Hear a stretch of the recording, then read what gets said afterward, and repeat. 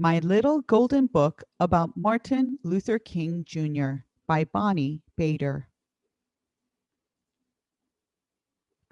Martin Luther King Jr. led the movement calling for equal rights for all Americans. His boyhood home was filled with love.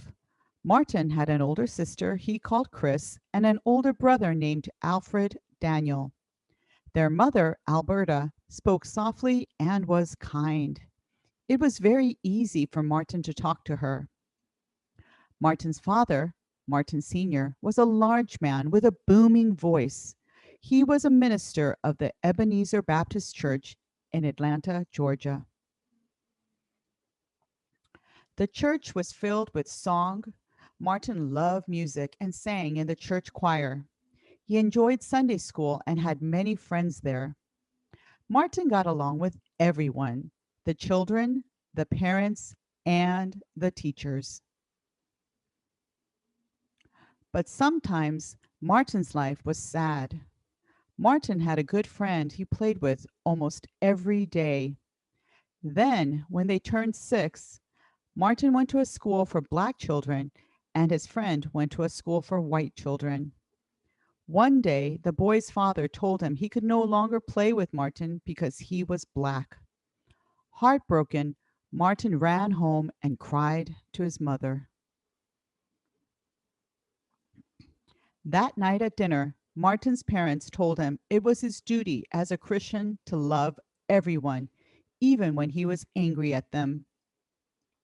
Martin's mother also said he should always feel a sense of somebodyness, that he was important, even though the outside world was telling him he was not, simply because of his skin color. In those days, in the southern United States, Black people could only drink from water fountains labeled colored, and they were not even allowed to go into many restaurants and stores. This was called segregation, the separation of Blacks from whites. As he grew up, Martin's heart began to grow heavier and sadder. He tried to remember his mother's words that he was somebody, that he was important, but it wasn't easy. One day, Martin's father took him shoe shopping. Even though the store was empty, the shopkeeper told them they had to go to the back of the store and wait to be served. Mr. King became angry.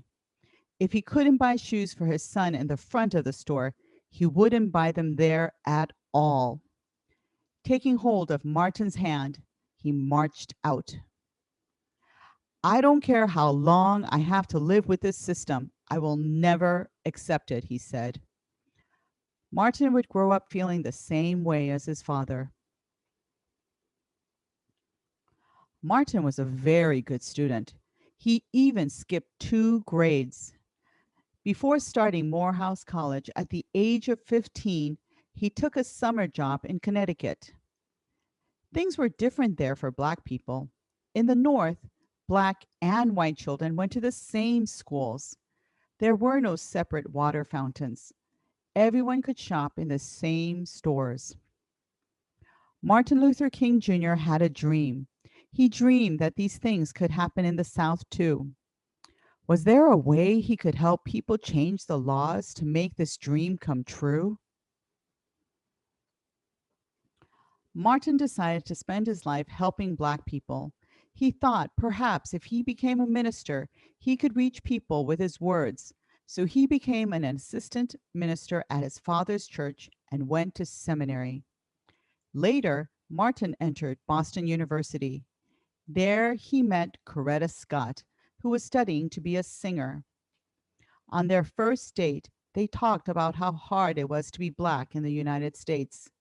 They talked about how people could live together in peace instead. After only 1 hour, Martin was sure he would marry Coretta one day, and he did.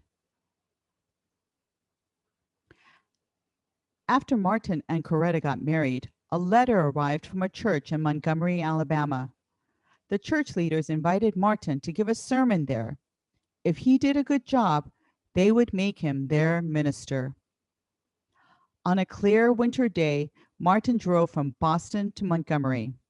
He knew his words had to come from his heart. He knew he could help people find strength to live out their faith. And Martin got the job. With his words, Martin told church members to go out and vote. Voting was one way to change unfair laws against Black people. With his words, Martin helped organize protests. He told Black people not to ride the buses in Alabama. Martin and others didn't think it was fair for Black people to be forced to ride in the back. And with his silence, Martin and many others sat at whites-only lunch counters. One summer day, thousands of people traveled to Washington, D.C. for the March on Washington for Jobs and Freedom. Martin was the last to speak that day. I have a dream, his voice boomed, that my 4 little children will one day live in a nation where they will not be judged by the color of their skin, but by the content of their character.